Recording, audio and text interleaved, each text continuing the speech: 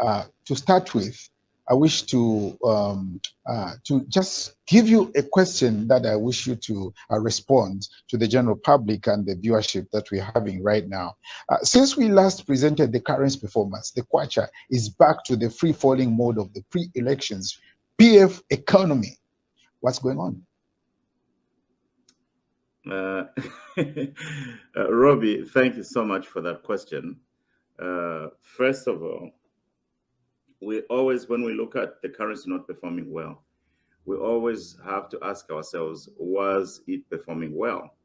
And what has changed from the time the currency was performing well to this time? So we have seen, yes, you're right. We have seen the currency is not doing well, and it's falling in value. It's depreciating. In general, when we have a free-falling currency like that, it's a reflection on our aggregate productivity as a country. It's a reflection on whether from the last time we held an election or from the last time we had the currency do well, what have we done differently? How have we improved our economic conditions, particularly our productivity as a country? So what we have to think about is when we see the currency go down like that, it means that there are no major changes in the productivity output of our country to the global economy. That's a general view. That's a general thing. So what that means, Mr. Robbie, is just that we are not doing very well as an economy. We are not producing stuff that we are selling in the global economy to earn us enough for an exchange. Yeah, but there can also be technical reasons why the currency would not be doing fine.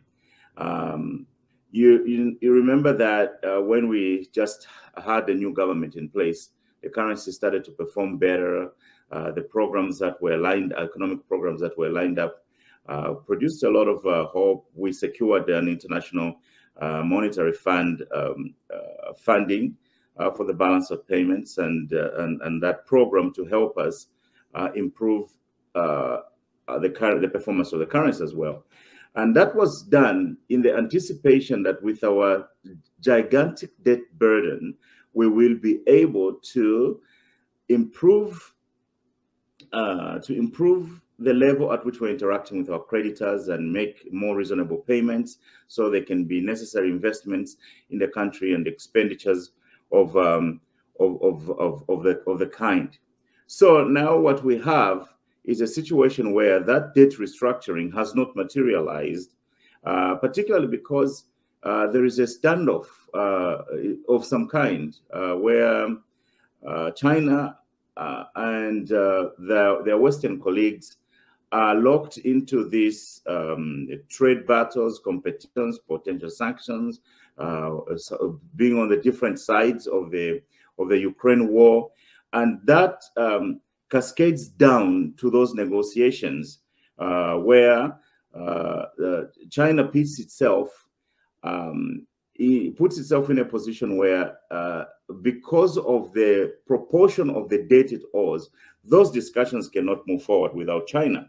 So now the expectations are on the negative side for the Zambian economy and the prospective new investments because of that. So without the agreements on the debt restructuring, Robbie, the currency will not be able to sustainably stand, and also because the IMF restructuring support fund for the balance of payments are also conditioned on that, and I don't think the country is receiving as much balance of payments support as they could receive if the debt is restructured. So, in other words, it's a Chinese standoff.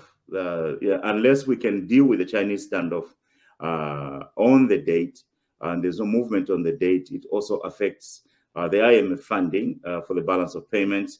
So those are the technical reasons in this hour. But for the most part, I can say to you that generally it is a reflection of our aggregate productivity as a country. So we are not producing stuff that we are selling in the global economy to help our own selves. That's what I can say about that, Robbie. Thank you so much.